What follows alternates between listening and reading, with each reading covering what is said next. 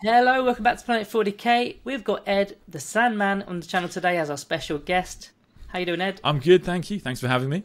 You're welcome, you're welcome. Okay, so today we're going to be talking about 5 killy Necron units. So if you're kind of struggling to remove enemy units and maybe you're scoring a bit too well but you're not able to actually kill units, we're going to be doing the top 5 today of the units that we think you should be probably incorporating into your actual game and into your list.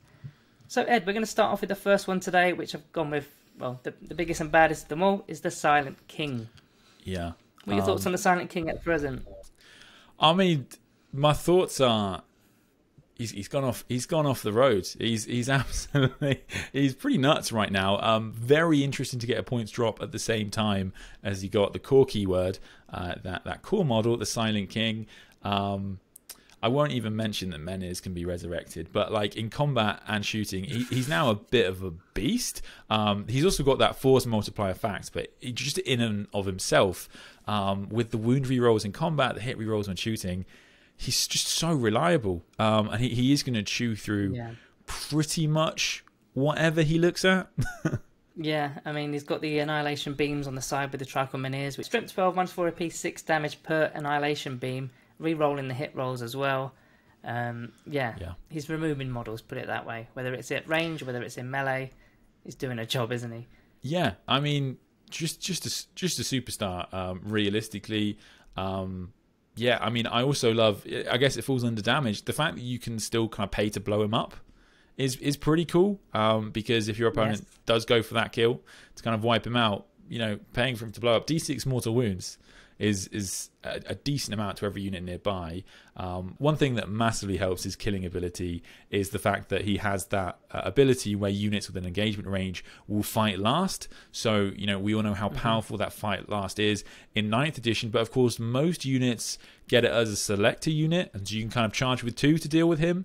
However, you know, making all units in engagement range fight last means that, you know, Blood Angels, all of these combat armies in the game are still going to get slapped down, which is, let's face it, exactly what you want to see. Yep. Cool. Let's move on to the second one in the list, and I've gone with one of my personal favourites in the Necron Codex, which is the Locus Heavy Destroyers. Now, I absolutely love these guys.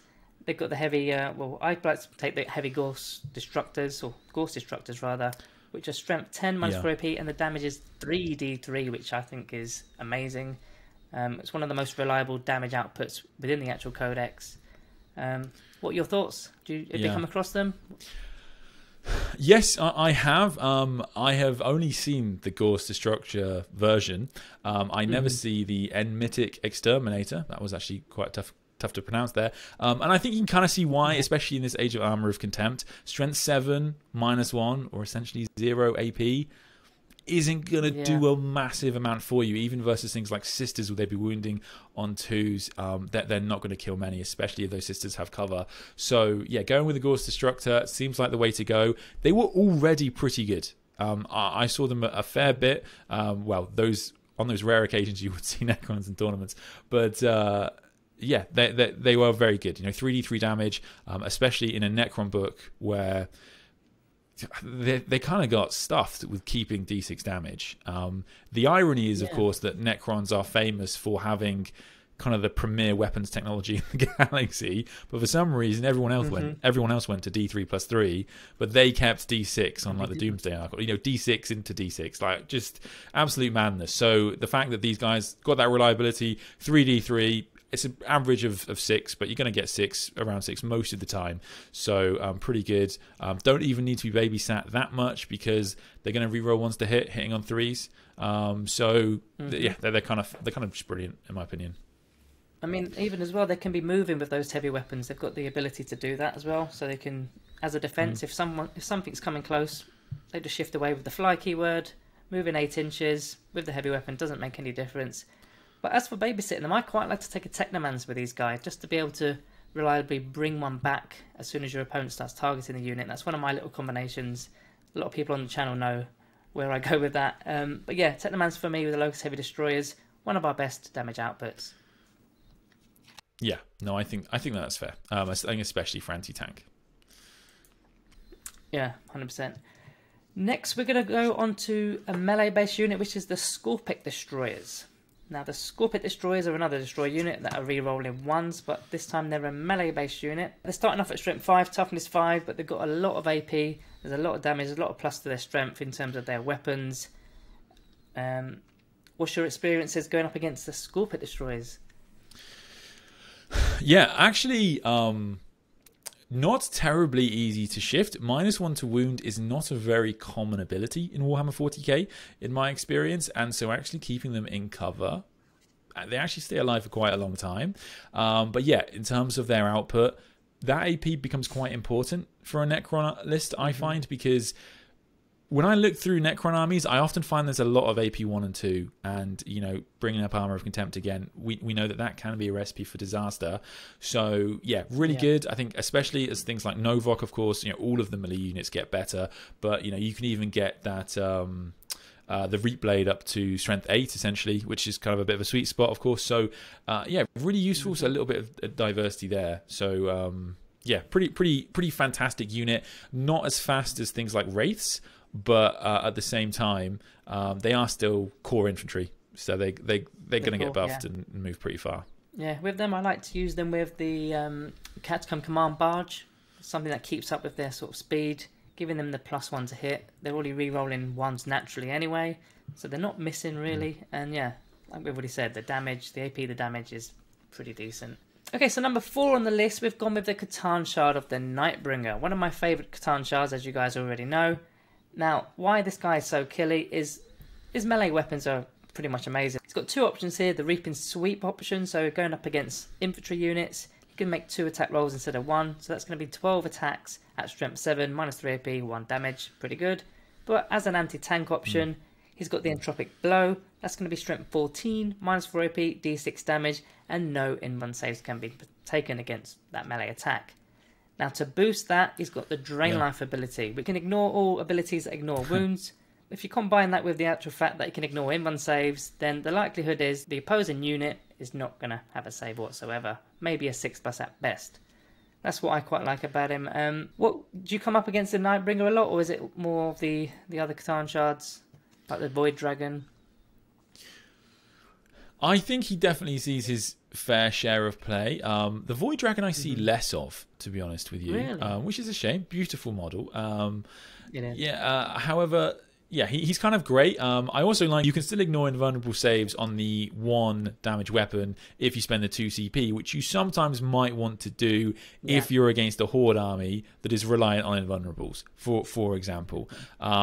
He's also, yeah, you know, you mentioned Feel No Pains, but, you know, and also you've got things like Abaddon, Ghazghkull. Unsurprisingly, the units like Catan, who can only take a certain number of wounds a phase or a turn, are very popular, and they're pretty much always good. So it can be very difficult, and not all Necron armies have kind of an even spread of combat and shooting. So you know, if you're weighed one side or the other, you absolutely might want something like this to kind of deal with that kind of unit. Absolutely brilliant. His mortal wound output, I think his specific power, you do have to be quite close. It's 9 inches, I think. 9 inches you have to be within. However, it's a lot of mortal wounds. You can do potentially if you get him into the right place, and the rest of the powers of the Catan, just always really good. I have played against people who regularly roll 1s when it comes to their Catan powers, but outside of that, they seem great on paper. Yeah, you can also pay a command point to do an additional Catan power as well, which is really useful. And even if you want to swap the power out, you can do that as well with another command point. Yeah, with the Strange Echoes, that's the one. So the Strange Echoes, you can actually swap out your Catan power. If you got into a better range, you can completely change up and do something completely different. So then we come on to number 5, which is the Doomscythe. So it's one of our flies in our Necron Codex. This thing has a lot of damage output, with basically 3 shots at strength 12, -4 AP, and the damage is D3 plus 3. That's per shot going through. Now, you don't see that many flyers in the game at present, because of course they're not going to be doing some of your you're not going to be doing any of your primaries, and not doing your secondaries. But in terms of damage output, there's quite a lot coming out. Do you come across the Doomscythes often, or? It's not a unit I see a massive amount of. However, it is now core, so you know you can give it that buff. You know, make it make it hit on that'll make it hit on 2s actually, won't it? Yes. If you might walk from beyond, yeah. So you can give it that buff, make it hit on 2s, which is pretty cool. And that, reliability with the 3 shots. I think that's one of the main reasons you kind of don't see as much as the Locust Heavy Destroyer, is because those rerolls really matter when you've got, few shots at high damage. However, I guess I kind of like your point about flyers, because it also means people aren't teching for them. So they're going to stay alive that little bit longer. Of course, tournament boards play with a lot of obscuring terrain, and so let's say if you go full into something like heavy destroyers, your opponent might be able to hide their goods from them for quite a long time. So I actually kind of like this as an option. I think it's pretty cool with the ability to get buffed from command abilities. Awesome. Okay, guys, so that's our top 5 killer units in the Necron Codex. Have you got any before we go? Have you got any honourable mentions? In fact, what you want to for any killer units in the Necron Codex? I've been taken surprised by the Knightbringer before. Like I'll be honest, because that's an ability. We were just talking about it earlier. It's a bit CP heavy to put something into strategic reserves. Yeah. However, not many things in the game have that ability to drop something really close by. I've forgotten the names. The close range Reapers on the Necron Warriors. 20 of those will kill most things. It's probably not the most competitive choice, which is why it doesn't make the list. But it's actually a decent amount of output, which I like. It's pretty fun as well. So, okay, guys, so that's our top 5 and our honourable mention from Ed as well. Now, if you haven't already checked out Ed's channel, it's the SANDMAN. Link will be down in the description below. There's a lot of tactic videos. So there's what he calls the gotcha guides on his video. So it's basically enemy codexes, all the different things you need to know about every single faction, what to look out for, so you're not going to get surprised when you get into an actual game.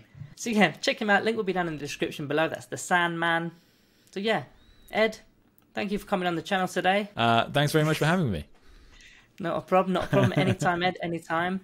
So guys, you know what to do. Like and subscribe and all that good stuff. Thank you all for watching. I'll see you next time.